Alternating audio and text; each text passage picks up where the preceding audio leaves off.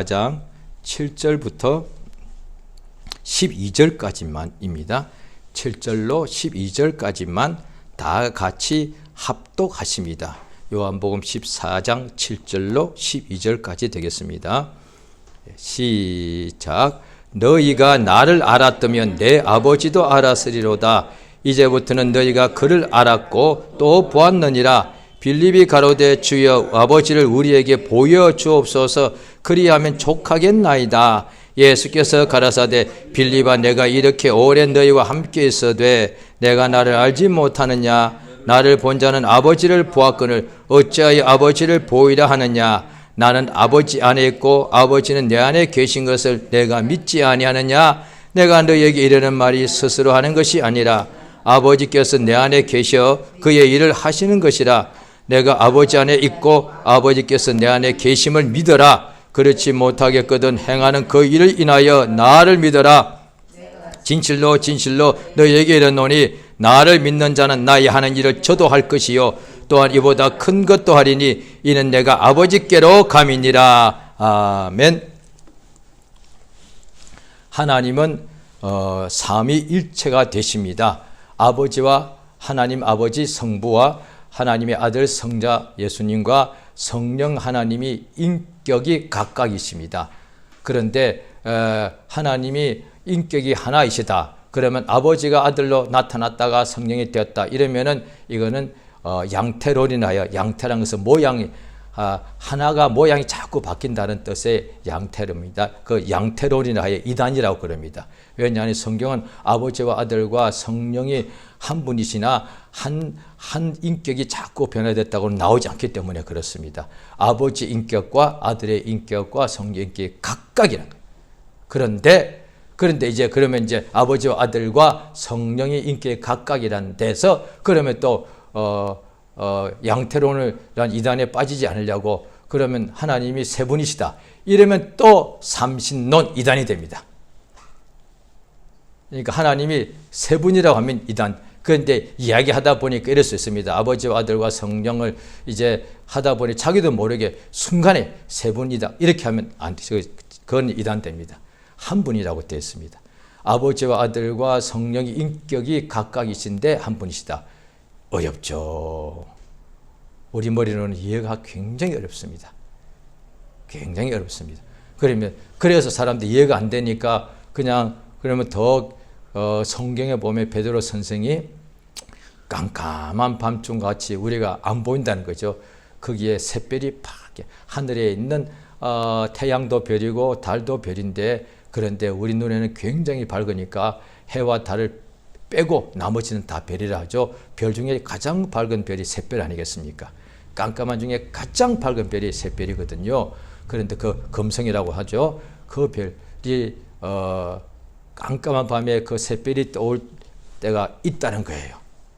예, 그와 같이 우리가 성경에 대해서 읽지만은 깜깜한 하늘같이 아무것도 읽어도 뜻을 모를 때가 많습니다. 그래서 성경에 보면은 빌립이란 안수집사가 그때 막 성령으로 막 역사하고 있을 때에 예루살렘의 이디오피아 여왕의 국고를 다 맡은 내시 장관이 예루살렘 예배하러 왔다가 그 사막으로 집으로 이제 마차를 타고 가는 중에 하나님이 안수 집사를 빌립 집사를 갑자기 그곳으로 보내가지고 복음을 전하게 해주십니다. 이 사람이 마차 타고 가는데 옆에 따라가다 보니까 막 이사야 성경책을 읽고 있더란 거예요.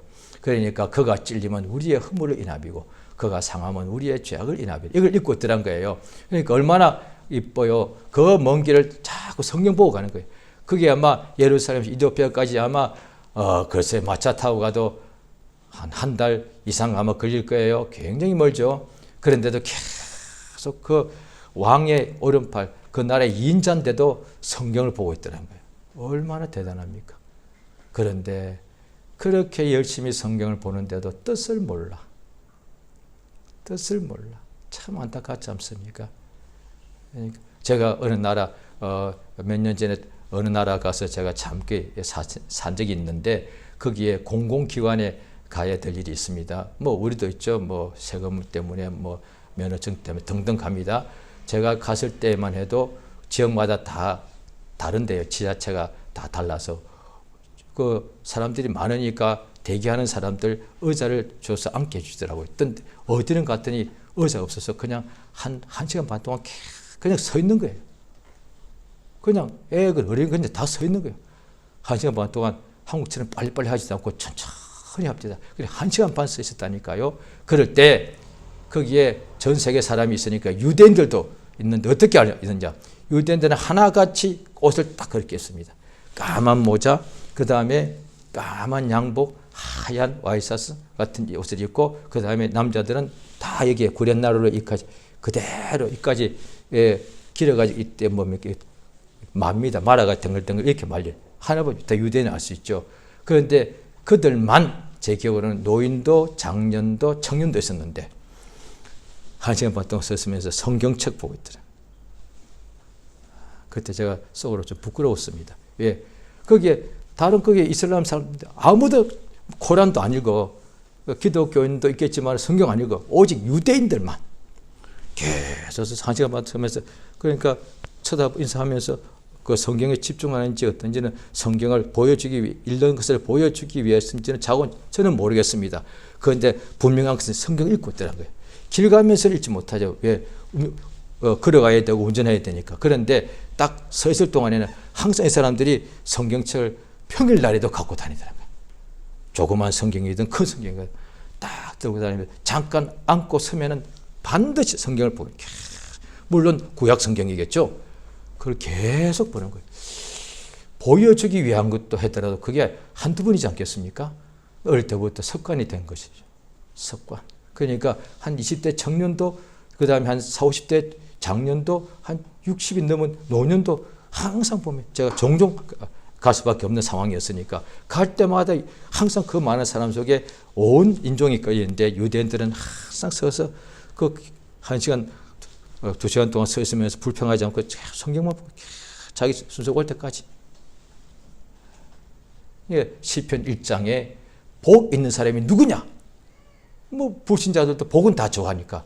그러면 이 복은 이렇게 말하겠죠. 유대인들은 시편에 딱 보면 1장부터 복 있는 사람은 하나님의 말씀을 즐거워하여 밤낮으로 그 말씀을 상고하는 사람이에요.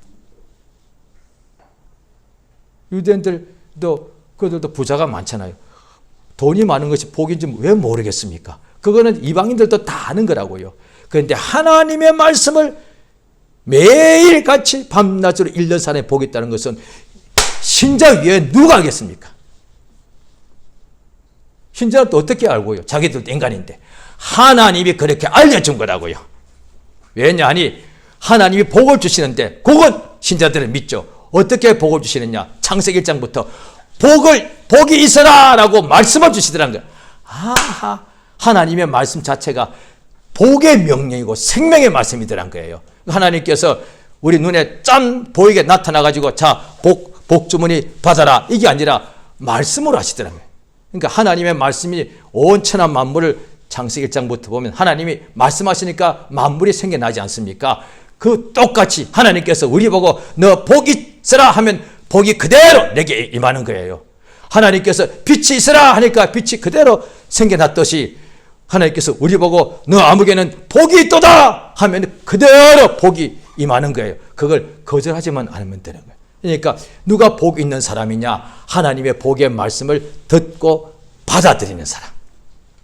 그 순간에 보십시오. 세상에 우리가 돈 보따리 그것도 엄청난 복이 맞죠. 그런데 그것도 언젠가는 없어지고 사라진다 이 말이에요.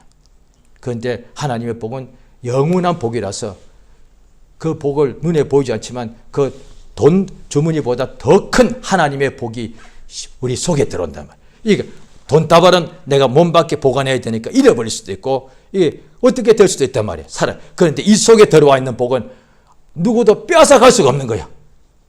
내가 죽는 날까지 우리 마음에 하나님의 복의 말씀을 받아들이고 그걸 내가 내치지 않는 한은 우리 속에 항상 하나님의 복이 있단 말이에요. 그래 외모로 볼 때 가끔씩 환경이 조금 나빠질 수는 있죠.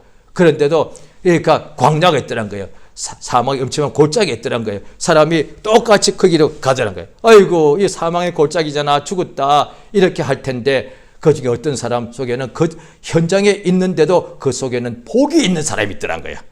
그래서 복이 있는 사람이 가니까 구약 때 아브라함 기억나십니까? 하나님께서 명령하여 더 엄청나게 먼 타국으로 가라고 하시는데 본토 친척 아버지 집을 떠나니까 그 다음에 먼 길 타국이가 이방인 되면은 그 당시는 뭐 이방인들 보고 뼈서 버리지 않습니까? 그러면 목숨 내놓고 죽으러 가는 것과 같은데 하나님께서 복을 주셔서 보내더라는 거예요. 그러면 정작 그 동네 사람들은 잘 사고 왕도 있었는데 눈에 볼 때는 복이 넘쳤는데 오히려 이방인은 겉으로 볼 때는 이 사람은 가장 나그네요. 불쌍한. 그런데 이 사람이 하나님의 복을 가지고 가니까 더 형통하더라. 가는 곳곳마다 가는 곳이 다 어려운 곳이라고. 세상에 지금도 똑같습니다. 어느 나라 가든지 힘들지 않은 데가 없고 어느 직장 회사 가든지 어렵지 않은 데가 어디 있겠으며 어느 가정마다 들어가 보면 다 사형과 문제가 있단 말이에요. 어느 집마다 문제가 있고 어느 회사마다 다 일을 해야 되고 어느 도시나 어느 마을 어느 국가 가도 다 어려움이 있습니다. 그런데 그러니까 가는 곳곳마다 힘들 거 아니에요. 어느 집에 가도 걱정을 해줘야 되고 왜 문제가 있으니까 심지어 교회도 어느 교회 가든지 간에 다 사람들이 모여있기 때문에 그 속에 문제가 있단 말이에요. 그러면 어떻게 할까요? 집으로 가도 문제 있고 회사 가도 문제가 있고 심지어 교회 가도 문제가 있으면 피할 데가 없지 않습니까? 그래서 과거에 어떤 사람들은 잘못 이해해가지고 산속에 가서 그냥 혼자서 동굴을 파고 산단 말이에요. 참 불쌍하잖아요. 인생이 어떻게 사람이 가족도 없고 끊어버리고 혼자서 동굴 속에서 살면 이게 얼마나 불쌍해. 친구도 없고 그 얼마나 외롭겠어요. 짐승같이 살고. 그런데 그 혼자 살면 또 이 모든 문제에서부터 내가 벗어날 수 있다고 생각했겠죠. 그러나 이 세상은 어디 가도 문제가 있는데 그래서 문제가 많지만 사실 그 사람 속에 복이 있는 사람이, 복 있는 사람이 어디로 가도 문제가 없더라는 거예요. 왜? 복 있는 사람이 복을 안고서, 복을 그 속에서 가지고서 가게 되니까. 성경은 그걸 이야기하는 거예요. 세상에 어느 집 가든지 예수께서 12 제자들 보고도 이렇게 말씀하십니다. 둘씩 앞서 보낼 때 그 고을에 가서 병자들 많게 않겠습니까? 성경 그대로예요. 참 신약도 구약이 그대로 이루어진 것인데 유대인들인데도 고을마다 병자들이 얼마나 많습니까? 그런데 제자가 둘을 딱 보내는 거예요. 예수님이 그 후에 뒤따라 오시죠. 제자 둘은 보통 평범한 인간이라고요. 그런데 그들이 딱 병들이 문제가 죄인들이 많은 어느 고을마다 그때 예수님 오시기 전까지 400년 동안 영적인 암흑기였으니까 그 후에 침례 요한이 오고 그 다음 예수가 바로 역사했으니까 그러니까 고을마다 문제가 많고 또 로마의 압제받았으니까 다 뺏겼으니까 다 배고프고 그렇게 어둡지 않았겠습니까? 이스라엘에 또 더군다나 거기는 광야니까 얼마나 살기 힘들었겠습니까? 막 숲이 많고 이런 데가 열매가 많은 데가 아니니까. 그러면 두 제자가 가게 되면은 그들도 굶어 죽어야 되고 망해야 되잖아요. 왜? 어디 가도 어둠밖에 없고 가난밖에 없으니까. 그런데 제자 둘이 가니까 그 병자들을 고쳐버리더라고요. 이거요. 그 병자들이 많으면 둘이 들어가면 자기들도 병 옮아야 되잖아요. 그리고 가난한 동네 들어가면 자기들도 굶어야 돼. 그 예수께서 두 벌 옷도 가지지 말고 가라 그랬거든.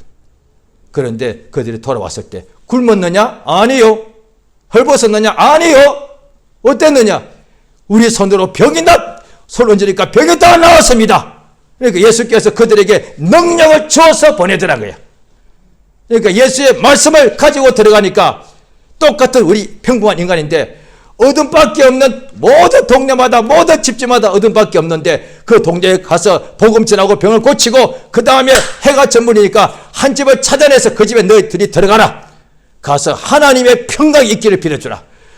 하나님의 명령을 받고 들어가니까 그 집이 그동안에 이 제자가 들어오기 전까지는 어둠이 가득 찼는데 주의 종들이 들어와서 복을 빌어주니까 우리 가정에 하나님의 평강이 임하더란 거예요. 어떤 문제에 있는 집이든지 보통은 들어가면 자기도 같이 힘들어한다고요. 아이고 이 집도 사정이 많네. 아이고 이야기 들어보니까 나의 마음이 답답해지는 거야. 그런데 하나님의 말씀을 가지고 복을 가지고 들어가니까 오히려 그 집이 문제가 해결되어 버리는 거예요. 왜? 복이 없어서 그런 거니까. 그래서 복 있는 사람은 하나님의 말씀을 받는 거다 이 말이에요. 예수의 12제자가 예수를 부르신 그대로 예수님을 3년 반 매일같이 따라다녔습니다. 얼마나 복 있는 사람입니까? 복 있는 사람, 시편 1장은 복 있는 사람은 날마다 밤낮으로 하나님 말씀을 율법을 즐거워하여 묵상한다고 되어 있죠. 시편 1장에요. 근데 밤낮으로 12사도는요. 율법이 아니라 천국 복음을 밤낮으로 아예 그냥 묵상할 것도 없어. 매일 들으니까. 얼마나 복 있는 사람이에요. 그러니까 이들은 예수를 가장 잘 알죠. 왜? 우리가 지금도 우리가 가족이 있지 않습니까? 지구상에 사람이 77억이라는데 누굴 가장 다 아십니까? 우리가 무슨 수를 알겠어요. 그래도 아는 사람이 있죠. 누굽니까? 친지들, 친구들 더 잘 알죠. 누구죠? 가족. 누굴 가장 잘 압니까? 형제, 부모, 자녀, 부부. 가장 잘. 왜? 그런데 이 부부라도 가족이라도 형제라도 다른 사람에 비해서는 잘 알지만은 멀리 떨어져 있다. 또 형제가 저 같은 게 5명인데 그 중에서 매일 만날 수도 있고 못 만날 수도 있다. 그럼 어떻게 돼요? 자주 만나는 사람은 더 잘 알죠. 예수님 3년 반 동안의 제자들이 따라다니시는 밤낮으로 따라다니는 것이 아니라 아예 함께 있었지 않습니까? 그러니까 지구상에서 예수를 가장 잘 아는 사람이 12사도인 거죠. 그런데 오늘 이 14장의 요한복음인 13장에 보면 가룟 유다가 예수를 팔기 위하여 자리를 떠나버린 거예요. 이제 남은 11명이 있는 거예요. 그런데 예수께서 그들에게 요한복음 오늘 본문의 14장 7절인데 그 앞에 1절부터 6절까지 내가 길이요 진리요 생명이다. 예수님께서 이제 죽으러 이제 가시니까 지금은 나를 따라오지 못한다. 그런데 후에는 따라올 것이다.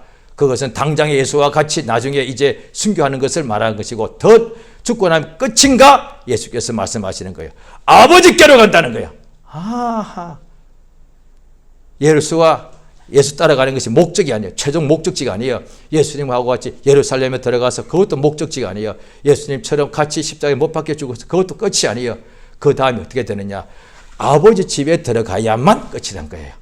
예수께서 그러니까 아버지에 대해서 아버지 집, 왜 예수님이 하나님 아들이라고 예수의 12사도는 믿지 않았습니까? 그러면 하나님의 아들이면은 하나님 아버지가 계시니까 아버지가 있으니까 아버지란 것은 집이 있다는 뜻이잖아요. 이게. 우리 지금 다 부모 자녀가 있죠. 천사들은 잘 모를 거예요. 천사는 부모 자녀의 관계가 없으니까 우리는 아버지, 우리 모든 인간은 다 아버지 어머니가 계십니다. 고국이 뭡니까? 할아버지의 워낙 큰 뜻 자체가 할아버지의 나라라는 뜻입니다. 고향이 어디입니까? 아버지 어머니가 계신 곳. 내 집이 어디입니까? 결혼하기 전에는 아버지 어머니가 있는 그 집, 그곳이 집이 그렇게 많아도 우리 집이 조그만 집이라도 지하에 산다 할지라도 아버지 어머니가 있는 그 공간이 내 집이단 말이에요. 그 다음에 하나님께서 남자와 여자를 지구상에 그렇게 많아도 77억이니까 절반 38억은 여자, 38억은 남자지만 그 중에 딱 한 사람 서로 만나게 해서 가정을 이룹니다. 연애하는 것도 하나의 가정 이루는 과정인데 연애가 목적이 아니에요. 남자와 여자를 만드시고 남편과 아내가 되게 하셔서 가정을 이루는 거예요. 그러니까 사랑이 목적이 아니라니까요. 연애가 목적이 아니에요. 그러니까 연애는 그러니까 부부간에는 서로 사랑해서 연합해서 가정을 이루는 거예요. 근데 가정 이룬 것이 또 그 자체가 목적 아니에요. 가정을 이루어서 아들, 딸, 자녀를 낳더라는 거예요.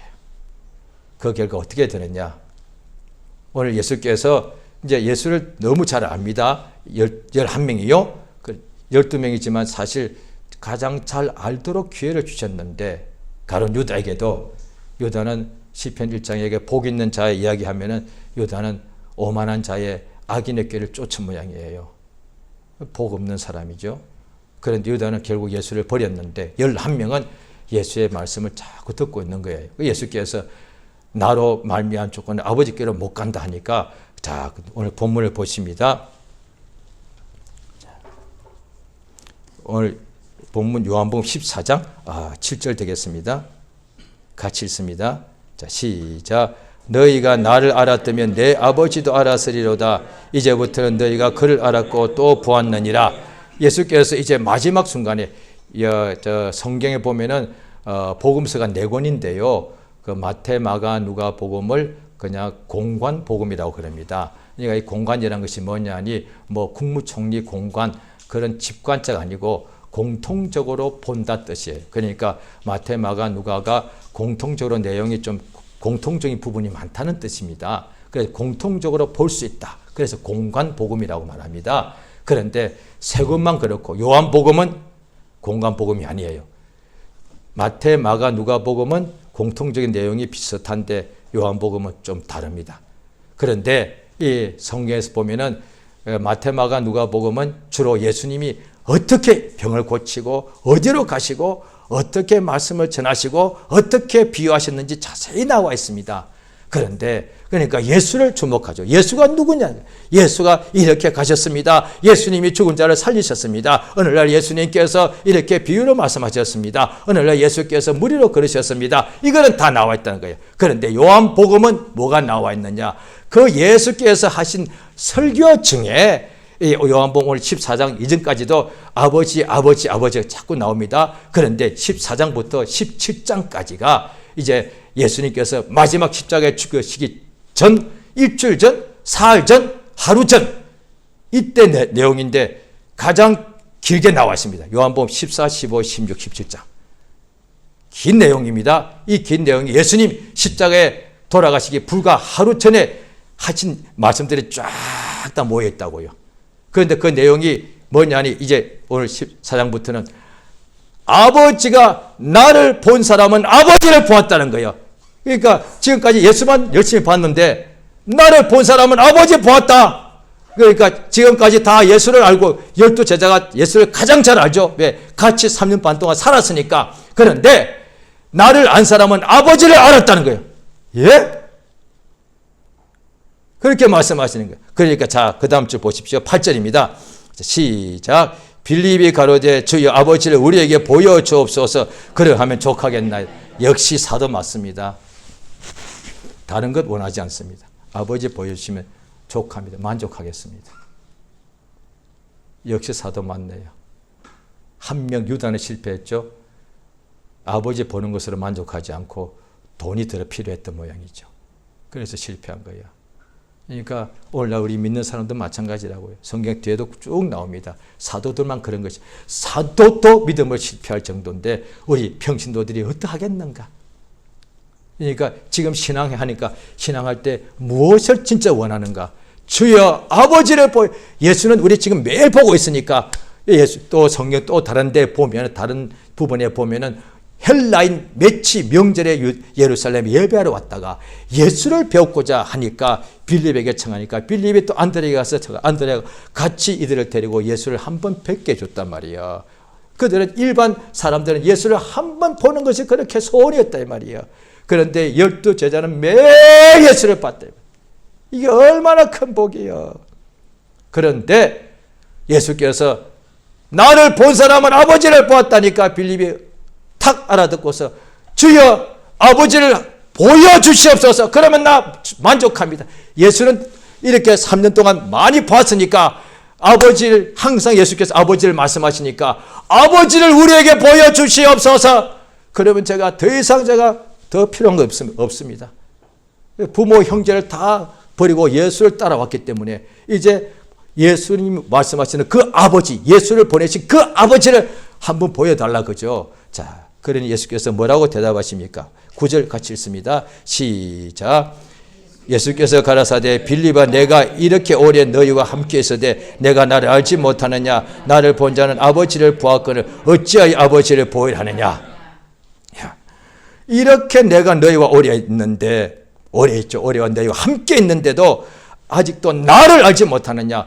예수를 왜 몰라요? 누구보다 가장 잘 알죠. 그런데 이 뜻은 뭐냐니 예수님이 하나님 아들로 또 말씀을 전하시고 천국 복음을 전하시고 각색의 병을 고치는 것을 그건 다 안다 이 말이에요. 그런데 왜 나를 모르느냐 하시는 것, 그 뜻이 아니잖아요.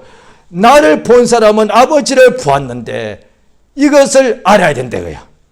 이제 예수님이 하나님의 아들이고 또 메시아시고 온갖 병을 고치시고 천국 복음을 전하는 거 이거 다 알아.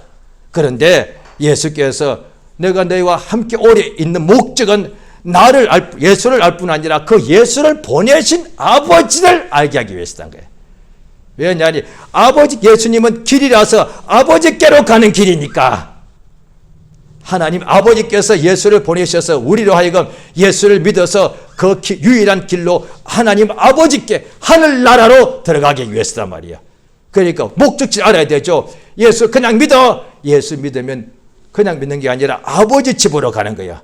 그런데 그냥 믿다가 어디로 가는지 몰라. 이러면 안 된단 말이야. 아버지 집에 들어가야 된단 말이야. 왜? 아버지 집이니까 남의 집이 아니라 아버지 집에 못 들어가면 그야말로 일생에 영원토록 그 나그네 아니에요. 왜? 지구상에서 우리가 지금 결혼하기 전에 가장 내게 귀한 공간이 어디입니까? 내 아버지 집, 내 어머니가 계신 내 집, 내가 태어난 그 집. 그래서 우리가 지구 반대편에 가더라도 항상 부모님 계신 곳이 항상 기억나고 그립지 않습니까? 그러니까 예수께서 나를 본 사람은 아버지를 보았는데 어떻게 하여 아버지를 보이라 하느냐. 자, 10절 같이 읽습니다. 시작. 나는 아버지 안에 있고 아버지는 내 안에 계신 것을 내가 믿지 아니하느냐. 내가 너에게 이르는 말이 스스로 하는 것이 아니라 아버지께서 내 안에 계셔 그의 일을 하시는 것이라. 11절까지요. 내가 아버지 안에 있고 아버지께서 내 안에 계심을 믿어라. 그렇지 못하겠거든 행하는 그 일 인하여 나를 믿어라. 예. 이제 보십시오. 나는 아버지 안에 있고 아버지는 내 안에 계신다. 이걸 믿으란 거예요. 이것을 알지 못하느냐? 믿는다, 안다는 같은 뜻이니까요. 그러니까 보통 세상에 믿는다는 것은 관념을 말하거든. 그거는 그냥 머리로만 아는 것이지 지식으로만 아는 것이지 실제로 아는 것은 아니다 이 말이에요. 그러니까 성경에서 보면 안다는 표현은 창세기부터 2장에 아담과 하와가 이렇게 이제 2장 3장에 이제 범죄하고 난 뒤 쫓겨납니다. 그다음 아담과 하와가 동침하니까 가인이 태어났다 할 때 한국 성경에는 동침이라고 나와 있습니다.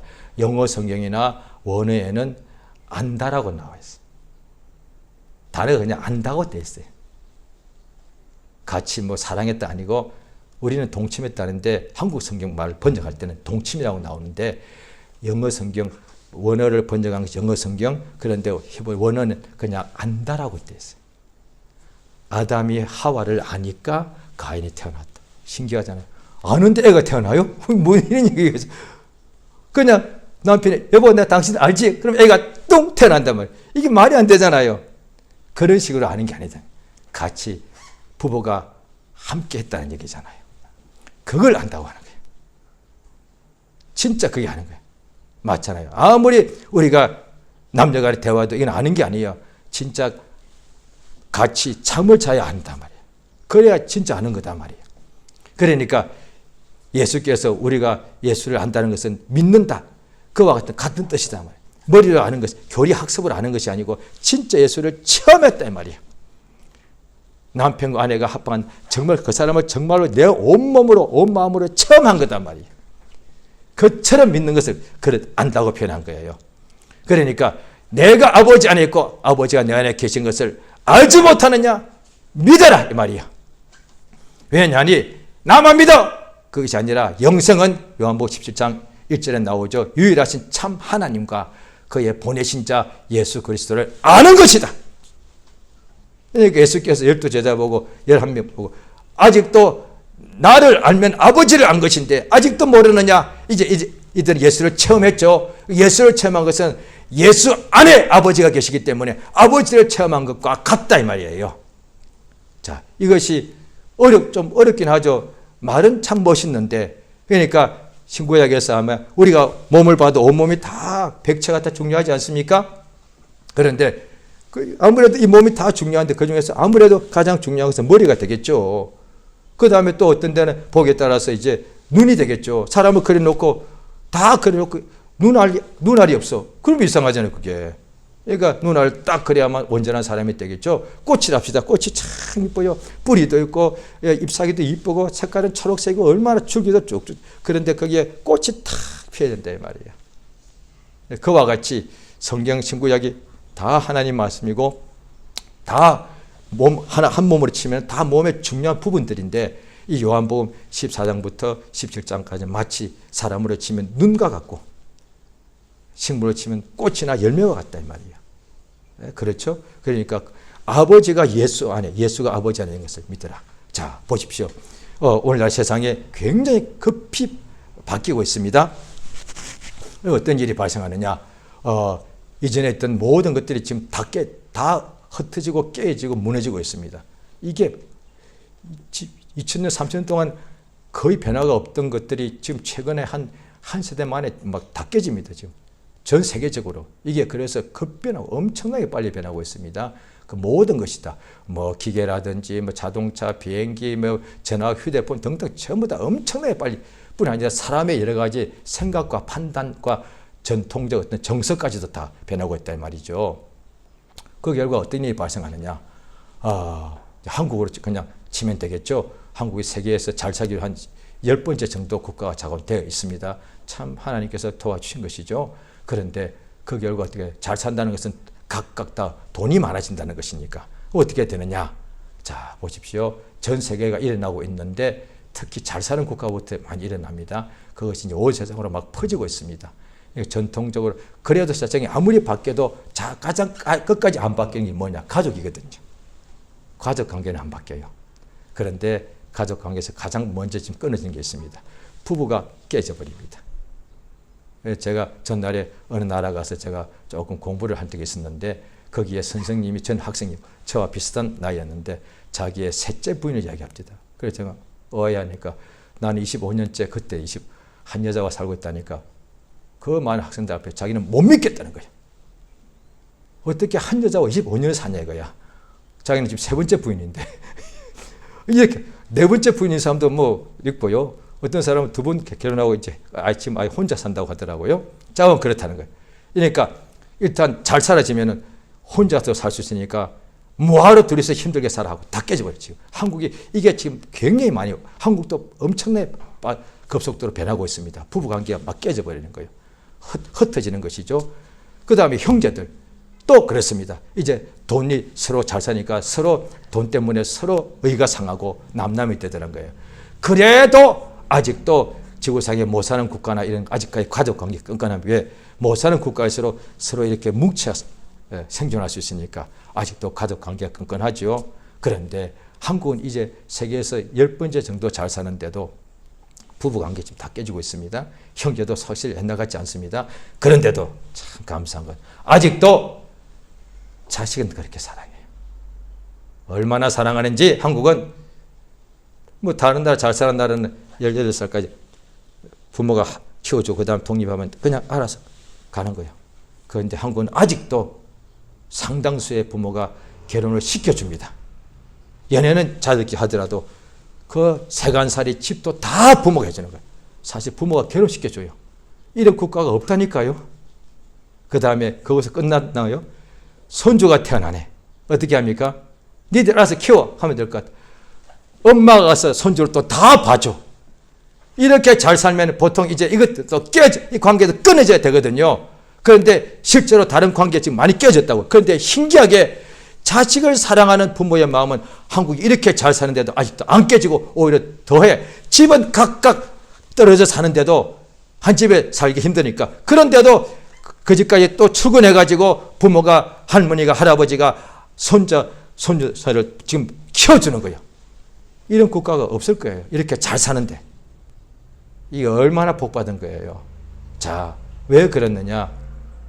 자, 한 번은 어느 날 연로하신 분이 병원에서 세상을 떠나실 때가 되어서 거의 그냥 임종시가 가까웠습니다. 의사가 경험 많은 분이 오늘 밤 아니면 내일이다 이랬습니다. 그래서 한국에 있는 모든 지방에 있는 자녀들이 그 집에 아들, 딸이 여러 대 있습니다. 다 급히 몰려온 거예요. 그런데도 오늘 내일 하는데도 그래서 저도 얼른 가서 또 신방도 하고 임종 예배 비슷하게 하게 됐는데 의사의 말에 돌아가셔야 되는데 우리 다 장례 모든 준비를 다 해야 되거든요. 안 돌아가시는 거예요. 그 다음 날도 그러니까 오히려 이게 굉장히 힘듭니다. 왜? 장례를 준비하고 있는데 계속 모든 일이 다 올스톱인데 장례만 집중해야 되는데 그게 자꾸 지연되니까 굉장히 여러 가지 면에서 좀 어려움이 있었습니다. 그런데 어찌 이런 일이 있을까? 의사 말은 이 사람 지금 떠나야 되는데 그 사람 전문가니까. 그런데 거기에 나이 드신 어떤 여자분이 경험이 많은 분이 그러더라고요. 이분 아들이 미국에 있다는 거예요. 장남이 그 아들 기다린다는 거예요. 그때 저는 30 초반에 좀 젊었었습니다. 속으로 솔직히 그랬습니다. 에이, 뭐 사람이 목숨이 지금 심장이 멈추기 직전인데 그런 게 어디 있어? 심장이 멈추면 끝인데 아들 보고 싶다고 해서 어떻게 그게 죽어야 되는 사람이 안 죽고 에이 속으로 솔직히 그 생각 들었습니다. 그런데 그 장남이 오기가 힘들잖아요. 왜? 갑자기 그 일을 다 정리하고 와야 되니까 적어도 4, 5일 걸리죠. 비행기표를 사야 되고 그다음에 굉장히 머니까. 그때 저는 못 봤는데 이야기 듣고 왔는데 그 아들 장남이 딱 오고 난 뒤 인사하고 난 뒤에 1시간 후에 딱 돌아가셨다는 거예요. 아들이 지구 반대편에 가셔도 부모들 세상에 다 압니다. 자식이 어디 있습니까? 이 안에 있습니다. 모든 부모한테 똑같습니다. 모릅니다. 딴 나라는 잘 모르겠어요. 그런데 한국 부모들은 자식이 어디 있다고요? 이 안에 있습니다. 그럼 모르는 그게 그런 게 어디 있어? 말이 그렇다는 게 아니에요. 말이 그런 게 아니야. 진짜 자식은 이 안에 있어요. 자식은 부모의 마음속에 있어요. 맞죠? 하나님의 아들, 우리 인간도 몸은 따로인데도 그 자식이 사실 우리 몸에서 나갔단 말이야. 그런데 각각인데도 평생 동안 죽을 때 보세요. 지금 심장이 멈춰야 되는데도 그 아들이 이 속에 보고 싶어가지고 그냥 마지막 순간까지도 그 마음속에는 자식이 있는 거다 이 말이에요. 인간이 그랬는데 하나님 아버지 앞에 하나님 아버지고 그 아들 예수님인데 아버지 안에 아들 예수가 있고 아들 예수 안에 아버지가 있는 게 너무 당연한 거 아니에요. 아 그렇구나. 예수가 아버지와 각각이고 분리된 것이 아니라 예수 안에 하나님 아버지가 계신다는 거야. 이걸 믿으라는 거야. 그가 아버지가 예수 안에서 그의 일을 하시는 거야. 우리 인간들을 구원하시는 역사를 하시는 거야. 이걸 믿으라는 거야. 그런데 이걸 믿지 못하겠거들랑 내가 하는 그 일은 믿으라. 왜냐하니 그 일은 믿어야만 아버지가 예수 안에서 하는 그 일이 우리를 구원하시는 일이니까. 할렐루야. 그래서 예수를 본 사람은 예수 안에 계신 아버지를 예수 안에 계신 아버지를 안다는 거예요. 그래서 오늘날 우리가 세상에 있는 아버지가 우리 육체 아버지가 맞죠? 근데 예수님이 뭐라고 하셨느냐? 그 아버지를 아버지 하지 말라. 아버지는 한 분인데 하늘에 계신 아버지다. 내 아버지 곧 너희 아버지다. 그러면 보십시오. 이제 하나님이 자기의 아버지이시면 아멘 하시기 바랍니다. 하나님께서 자신의 아버지인 것을 아버지이시면 아멘 하시기 바랍니다. 맞죠? 그러면 아버지를 당연히 알잖아요. 자, 우리 육체 김씨 씨, 박씨 있습니다. 자기 아버지 모르시는 분 계십니까? 너무 잘 알잖아요. 그런데 그 아버지보다 영원한 아버지, 진짜 아버지가 하나님 아버지인데 하나님 아버지 아십니까? 아버지잖아요. 모른다면 아버지가 아니고 남의 내가 알 수가 없죠. 그런데 아버지단 말이에요. 구약 사람들은 하나님을 아버지라고 한 적이 있지만 대부분은 하나님을 주라고 했단 말이에요. 주인이다. 자기는 종이니까 종은 주인을 잘 모르죠. 그런데 아들은 아버지를 안다는 거예요. 그러니까 하나님이 이렇게 기도하라 예수께서 말씀하실 때 하늘에 계신 우리 아버지 하나님이 나의 아버지단 말이에요. 그러면 아버지를 당연히 알게 됐단 말이에요. 왜? 그가 우리를 낳았고 우리가 그의 자녀고 그리고 그 아버지가 누구냐? 자녀된 나를 참으로 사랑하신다는 거예요. 그게 아버지니까 세상의 아버지 어머니가 누구냐? 자녀들 참으로 세상의 아버지가 그렇게 많지만 이분이 내 아버지고 세상의 어머니가 그렇게 많지만 이 사람만 내 엄마야. 왜? 이 아빠 엄마 이뿐만이 나를 그렇게 사랑하시는 걸 그 아이도 안다 이 말이야. 저 옆집 아저씨는 나를 그렇게 우리 엄마 아빠처럼 사랑 안 해. 왜? 자기 자식이 아니니까. 하나님은 우리를 참으로 사랑하신다는 얘기는 하나님이 우리가 하나님의 자녀다 이 뜻이 이 뜻이 아니겠습니까? 하나님은 아버지로서 우리를 사랑하신단 말이에요. 첫 언약 구약은 주인으로서 자기의 종들을 사랑하시는 거고, 이제 복음은 아버지가 자기의 자녀들을 사랑하신다는 거야. 인간도 자기 자녀를 이렇게 죽을 때까지 사랑하고, 이거 마음속에 자녀가 항상 이 속에 품고 있는데, 인간보다 억만 배로 크신 하나님 아버지가 우리를 사랑하신다는 거예요. 아버지께서 자녀를. 그러면 우리를 얼마큼 사랑하시겠는가? 그 사랑으로 세상에 있을 때 어떤 환난도 넉넉히 이기게 하신다는 거예요. 할렐루야. 자, 그 다음 절을 보십니다. 자, 12절입니다. 12절. 14장 12절 같이 있습니다. 시작. 내가 진실로 너에게 이르노니 나를 믿는 자는 저도 할 것이요 또한 이보다 큰 것도 하리니 이는 내가 아버지께로 감이니라. 자, 보십시오. 11절까지 오히려 예수님께서 더 이렇게 강조하실 때 진실로 하지 않습니까? 오히려 그 11절까지 있어야 되겠는데 오히려 위에는 없고 12절에 내가 진실로 너에게 이르노니 나를 믿는 자는 나의 하는 일을 저도 할 것이다. 이보다 큰 것도 한다. 왜냐하니 이유는 내가 아버지께로 가기 때문이다. 자, 보십시오. 예수 안에서 아버지께서 일하시니까 큰 일을 하지 않았습니까? 그와 같이 예수를 믿는 사람은 예수가 하신 일을 똑같이 하고 이보다 더 큰 것도 한다는 이유가 뭐예요? 예수 믿는 자 안에 아버지가 계신다. 그 뜻이 이게.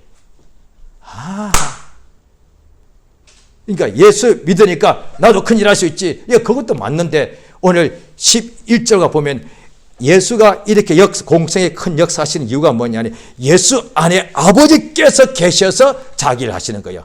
그러면 이제 예수 믿는 사람도 예수를 믿으니까 마음속에 예수가 계신 거잖아요. 고린도서 13장에 보면은 너희가 자신이 믿음에 있는가 자기를 시험해 보아라. 자기 안에 예수가 계신 것을 알지 못하느냐? 만약에 모른다면 버리온 자다고 번역되어 있는데, 그런데 조금 전에 시험하라고 그랬죠. 시험에 실패했다는 뜻이에요. 그러니까 내가 오늘 예수가 내 안에 계신지 시험해 보는 거예요. 내 속에 예수가 생각이 안 나네? 그럼 이 시험에 내가 실패한 거예요. 그럼 어떻게 하느냐?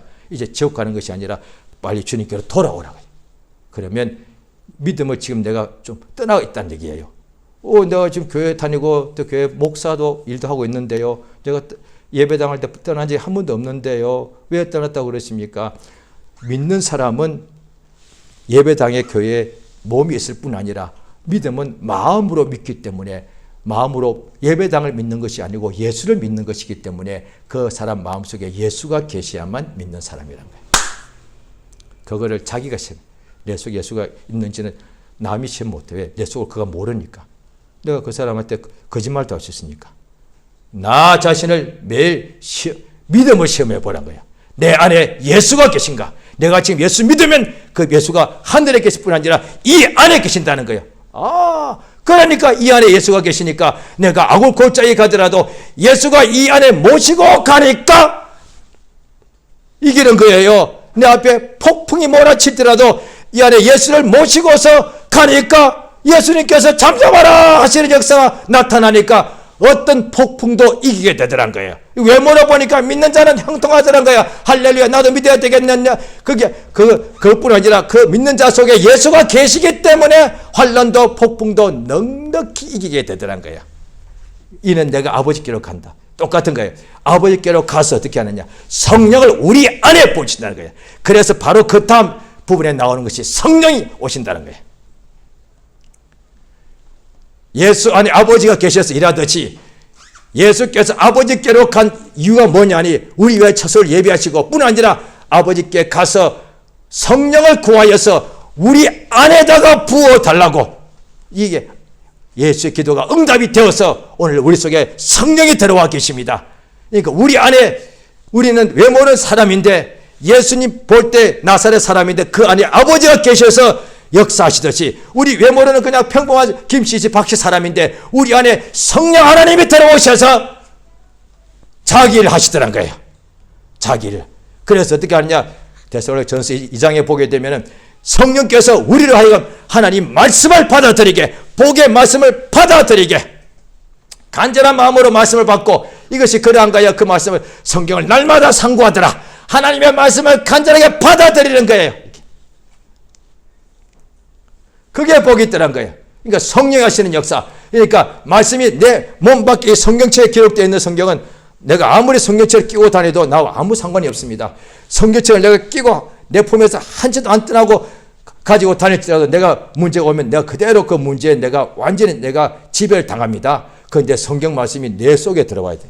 어떻게 이것을 옛날에 어떤 사람들이 막 씹어 먹었다 하더라고요. 성경책 하나씩 찢어가지고 씹어서 아예 먹었대요. 말씀을 자기 속에 집어넣으려고. 그거 아니지 않습니까? 마음으로 믿어야 된다는 거예요. 믿는 것이 성경 말씀을 받아들이는 거예요. 그걸 우리로 하여금 말씀을 믿고 받아들이게 하시는 역사가 이 속에서 성령이 감동이단 말이에요. 그러니까 지금 내가 감동받았다는 것은 뭐냐니 꿈도 꿨다 환상도 그것도 감동 맞지요. 그런데 꿈과 환상보다 더 중요한 꿈 자체는 진리가라고 성경 없습니다. 예수께서 꿈이 진리다 한 적이 없어요. 내가 진리다. 예수의 말씀이 진리이기 때문에. 그런데 꿈은 우리를 뭔가 조금씩 뭔가 기도의 제목을 줄 수 있어도 우리를 자유케 할 수 없습니다. 환상도요. 예수의 말씀이 우리를 자유케 하는 것인데 그래야 진리의 성령께서 예수의 말씀을 받아들이게 하시는 거예요. 그래서 자 성경 한번 보실까요? 데살로니가 전서 한번 보시겠습니다. 시간이 조금 데살로니가 전서입니다. 좀 천천히 좀 찾겠습니다. 330페이지입니다. 신약 성경 330페이지. 데살로니가 전서 2장입니다. 2장 13절 한 절입니다. 330페이지. 330페이지를 찾습니다. 신약 성경. 데살로니가 전서 2장 13절 한 절입니다. 330페이지. 자, 2장 데살로니가 전서 2장 13절 한 절. 시작. 이러므로 우리가 하나님께 쉬지 않고 감사하며 너희가 우리에게 들은 바 하나님의 말씀을 받을 때에 사람의 말로 받지 아니하고 하나님의 말씀으로 받음이니 진실로 그러하다. 이 말씀이 또한 너희 믿는 자 속에서 역사한다. 그러니까 빛이 있으라 하신 그와 똑같은 하나님, 그보다 더 큰 생명의 말씀이 믿는 자 속에 사람이 분명히 전했는데 사람의 말로 받지 않고 사람이 비록 입으로 전했지만 그 내용은 하나님의 말씀으로 받아들였다는 거예요. 그래, 믿는 자 진실로 믿으니까 그 말씀이 그 사람이 믿은 것이 어떻게 하셨느냐? 그 사람이 속에서 그 말씀이 살아있기 때문에 역사 일하더란 거예요. 그래서 내가 이 속에는 뭐가 있는지 자신이 압니다. 염려, 근심, 걱정, 과거, 현재, 미래, 불안, 어떻게 여러 가지 사랑, 미움, 다툼, 시기, 질투 온갖 것 속에 꽉 차 있단 말이에요. 사람 속에 텅 비어 있는 것 같지만은 병원에 가서 의사가 수술한다고 합시다. 그래서 이렇게 가슴을 쫙 절개하면은 이게 장기밖에 안 보이고 마음이 안 보여요. 그런데 다시 딱 봉합하고 마쳐서 딱 깨어나면 어이구 힘들어요. 사람이 말을 하더란 거예요. 눈이 안 보이지만 속 사람이 있는 거예요. 그럼 이 속에 뭐가 있느냐? 육체 속에 그 사람의 마음이 있는 거예요. 그러니까 그 마음 속에 뭐가 있느냐? 어둠. 장기 속에는 그냥 이 오장육밖에 없는데 그 마음 속에는 어둠도 있고 괴로움도 있고 두려움도 있고 염려도 있고 걱정도 있고 욕심도 있고 온갖 것이 꽉 차 있는 거야. 그러니 평강이 있을 수가 있나? 마음에 몇 가지도 쉽지 않은데 온갖 것으로 그것도 하나님의 것이 아니라 인간의 것, 욕심이 세상에서 온 것들로 꽉 차 있으니 무슨 마음이 평안하겠어요? 그 속에 성령이 들어오시는 거야. 성령이 들어오니까 마치 어둠 속에 빛이 확 비치는 거고, 성령이 또 들어오셔서 또 예수의 말씀, 글자는 성경책 몸 밖에 있으면 아무 효용이 없는데 이 성경 말씀이 내 속에 들어오게 하시는 거야. 어떻게 들어오냐고. 이 말씀을 이게 씹어 먹느냐? 아니요. 귀로 들을 때 믿는 거예요. 믿음으로 합하는 거예요. 그러니까 믿음을 합하도록 도와주는 거예요. 그러니까 인간의 이성으로서는 에이 어떻게 머리를 걸어? 말씀 아무리 들어도 이거 내쳐버립니다. 죽은 자가 살아났다. 에이 그 도무지 말도 안 되는 얘기지. 그런데 성령에 감동하시니까 이걸 믿더란 거예요.